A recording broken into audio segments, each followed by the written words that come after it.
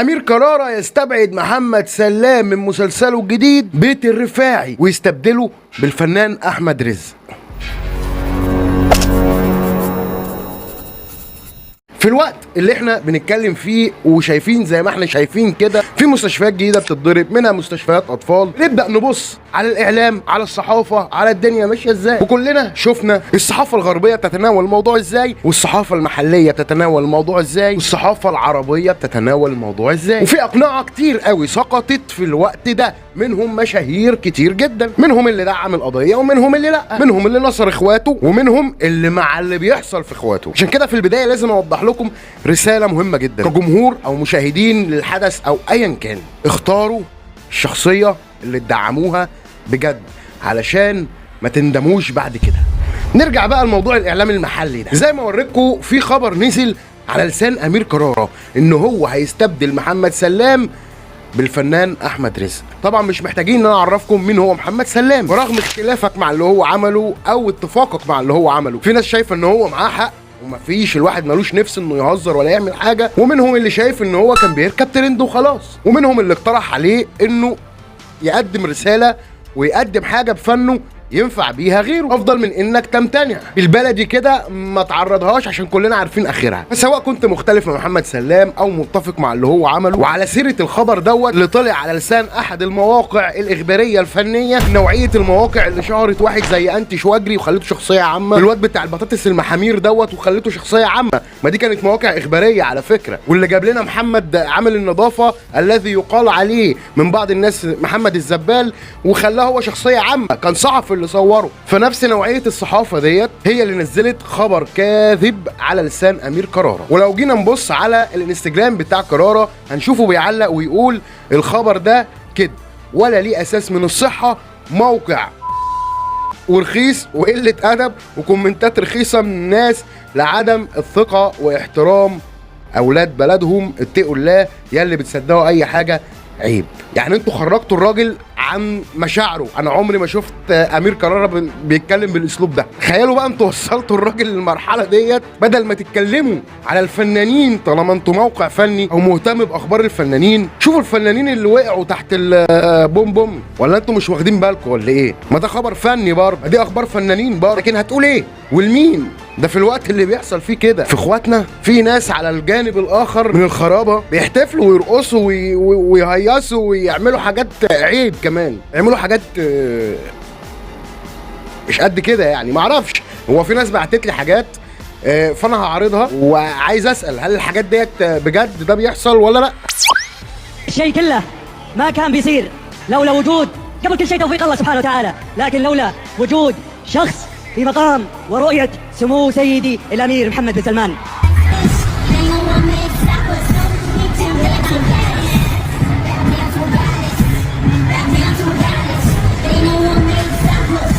تشدو به حناجر العاهرات والماجنات في حرب مفتوحة على الله ورسوله.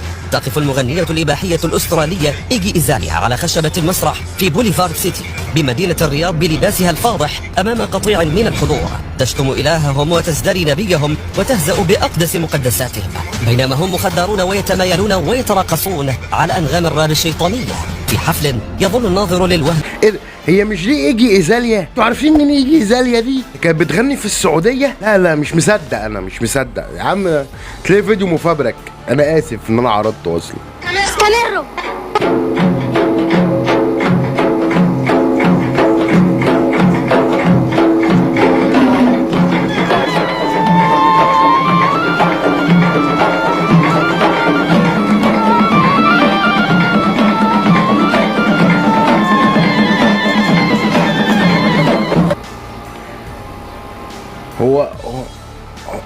هو ده فين ده؟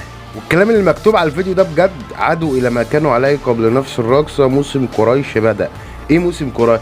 لا يا قريش رجعت. واضح ان في حمله ممنهجه على المملكه العربيه السعوديه واحنا لازم نتصدى لها. ما اصل الكلام ده اكيد مش هناك الكلام ده.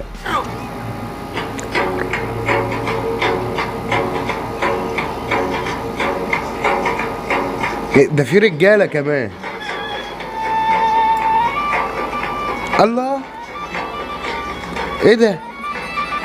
لا واضح ان في اجماع على ان الناس كلها شايفه ان ده موسم قريب، بس هو فين موسم قريب؟ بيتعمل فين؟ انهم يتحاسبون اللي اساءوا لنا في فيديوهات حفلة ميامي. يعني شو قلة الادب، شو هالذكور اللي جالسين يتهززون من رؤوسهم لريلهم، شو هالمهزلة، لوين تبون توصلون؟ خافوا والله المسايد تصيح فاضية عشان حفل وعشان تتهززوا لي كأنكم راقصات ترابعتوا ترقصون وخياس وازدحام ولما صراحة قذرة شو بقول عنها. لا افتكرتوا بدين، لا افتكرتوا بقادة، لا افتكرتوا باسم وطن، لا افتكرتوا حتى بأنفسكم انكم تحترمون أنفسكم. هاي الفيديوهات بتم ذخاير لكم يتداولونها جيل بعد جيل على أساس انكم شرفتوا العالم بالرقص اللي رقصتوا سواء شباب ولا بنات. حسبنا الله ونعم الوكيل. كل من انا لفت نظري حاجه واحده بس، ان علم السعوديه اللي مكتوب عليه الشهاده يتلف على وسط واحده وهي بترقص. مشكله ايا كان فين يعني. بس لا برضه مش مصدق ان الموضوع ده في السعوديه، لا عمره ما يكون في السعوديه. تيجوا نشوف كده. وش فيك يا اخي؟ يا اخي قول لي من اللي قاعد يقول لك سوي كذا؟ من اللي قاعد يقول لك سوي كذا؟ ابغى اعرفه تكفى. لا احنا تعال نشوف رد السعوديين. يمكن اللي كانت بتتكلم من شويه في الفيديو مش سعودي بتصطاد في الماء العكره. لا هم احسن من كده اكيد. تعال نشوف حد تاني بيرد على الكلام ده بقى، عشان انا مش عارف ارد، لان انا ما اعرفش. انا قاعد هنا في الخرابه ما اعرفش ايه اللي بيحصل في الخرابه الناحيه التانيه. مش عارف، اصل معلش انا نومي متلخبط شويه، فمش عارف اباشر كل الخرابات اللي موجوده يعني. عزيزي الفلسطيني، انت تعرف وين اسرائيل؟ روح لاسرائيل وحل قضيتك يا عزيزي، هي قضيتك وانت الوحيد من يقدر على حلها. السعوديين ما هم فاضيين لك، احنا مشغولين في المستقبل، نبني نيوم ونبني مشروع البحر الاحمر وقاعدين نطمح طموحات عاليه جدا، وتجينا انت تشغلنا بقضيتك لا ابوك على ابو قضيتك. عزيزي الفلسطيني، ازعجت امنا بالعروبه. عزيزي نحن لسنا بحاجه عروبه الاقتصاد، العروبه اللي ما تجي لو احنا اغنياء ما نبيها. عروبتكم هذه كلام فاضي، حل قضيتك بنفسك، حنا مشغولين بمستقبل جدا جدا جدا مشرق. اهل السعوديه الشرفاء، انت لا تمثل الا نفسك. بعد اللي احنا شفناه اعتقد في ناس كتير لا يمثلوا الا انفسهم برضه. لا اله الا الله.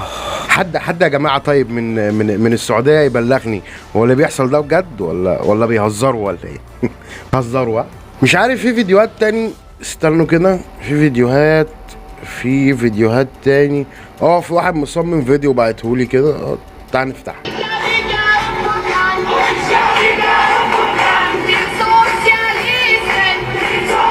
السعودية، الامارات، السويد، نيويورك، كندا. ايه ده؟ على فكرة الفيديوهات دي ممكن تكون قديمة، يعني الفيديوهات دي قديمة مبدئيا، يعني قبل اصلا الحوار بتاع اخواتنا ده. لا مش مصدق. لا يا عم مش مصدق يا عم. الناس دول اطهر من كده بكتير. كلنا عارفين ان هي يعني اطهر ارض واحسن شعب. يعني اسأل اي حد كده هيقول لك على طول اطهر ارض واحسن شعب، او اطهر ارض لاحسن شعب. يعني مش فاكر كانوا بيقولوها ازاي، بس انا مش مصدق. خلوهم متفقين، انا مش مصدق. اكيد الفيديوهات ديت مفبركه او اقدم من كده، ده رايي. يعني شوفوا انتوا رايكم ايه. انا بعرض لك اللي بيجي لي وانتوا تقولوا رايكم، يعني مش ماليش دعوه. مش عارف، انا مش متاكد بصراحه يعني. فلو حد متاكد يقول لنا. طب سيبوكم من عندنا خالص، يعني سيبوكم من العرب خالص، يعني مفيش فايده. نروح على القاره الاخرى بقى من الخرابه الكبيره اللي عايشين فيها. تعالوا في ظل اللي احنا بنعمله، تعالوا نشوف ابن نتنياهو نفسه قال ايه على اللي بيحصل، وتعالوا نقارنه باللي احنا بنعمله. ورينا يا ابني. As the son of an Israeli, as someone with an Israeli passport, as someone who has friends and family over there, obviously, no one approves of the slaughter of innocent people.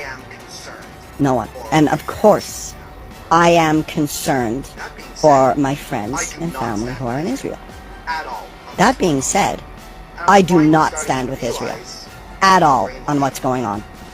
And I'm finally starting to realize how brainwashed I've been. I was taught to love Israel. I went to Jewish elementary and Jewish high school. And you know, we're singing the Hatikvah, the national anthem, we're singing all these Jewish songs, and we're taught this one very specific view of history. We were taught basically that like the land was ours. We were taught that like, well, we tried to offer them a solution. كفاية قوي. تخيل موقف واحد يكون مش عايش معاك في نفس الخرابة بتاعتك ويقول الكلام ده. بس برضو علشان نبقى احنا ايه يعني منصفين، لازم نعرف ان في مظاهرات عندهم هناك طالب نتنياهو انه يجيب ابنه يقعد معانا، واشمعنى احنا يعني اللي قاعدين. فالكلام اللي هو قاله دوت يعني في احتمالين. احتمال الاولاني وده ممكن اللي انا برجحه، ان هو قال الكلمتين دولت عشان خاطر يعرفوا ان هو ملوش في القصه دي واصلا معترض عليها، دي حجته انه ما يحاربش مع اخواته. النقطه الثانيه بقى انه ممكن يكون بيتكلم بجد، فالله اعلم يعني. هو عايش في امريكا بالمناسبه. تعالوا نشوف راي الخرابه اللي بجد بقى. شفتونا واحنا بننذبح ما تحركتوش، وشفتونا واحنا بنموت والله ما تحركتوا، وشفتونا واحنا ضرورة بتنزل علينا برضه ما تحركتوا، وشفتوا حاجات اقسم بالله لو واحد تاني لا شاف ولا قام وتحرك. وهاي شوفونا واحنا بنشرب ميه شبه ميه مجاري، لانه يوم القيامه فشلكوا مفر من عذاب الله، وفشلكوا حجه. احنا كل حاجه بتصير فينا بنوثقها لكم، وفلوسكم خليها لكم، وعمايركم بارك عليكم، وصلاركم بارك عليكم، وإن شاء الله يوم الحساب قسما بالله ستسألون وستندمون وستحاسبون. كلنا سنسأل. أنا هتسأل عملت إيه، وأنت هتتسأل، واللي قاعد على القهوة هيتسأل، واللي ماشي في الشارع هيتسأل، واللي رايح المدرسة هيتسأل، واللي رايح الجامعة هيتسأل، وكل واحد هيسأل على حسب مكانته وكان في إيده يعمل إيه وما عملوش. وأنا ببرأ ذمتي من الموضوع ده، إن الحاجة اللي في إيدي عملتها، ونفسي اعمل اكتر من كده، واقدر اعمل اكتر من كده للاسف. عشان كده هأسأل، بس اللي في ايده حاجة اكبر وما عملهاش هيسأل على قد مكانته الكبيرة دي. وربنا يهدي المسلمين جميعا ويهدينا على بعض من بعض، لاننا من الواضح ان احنا بنعشق الصراعات الجانبية، عمرنا ما بصينا على الصراع الحقيقي. كان معكم عمو ريشة، اللي مش عاجبه العيشة ولا اللي عايشينها. السلام عليكم. أصل الحكاية مش معضلة، بحبة إرادة تتحل المشكلة.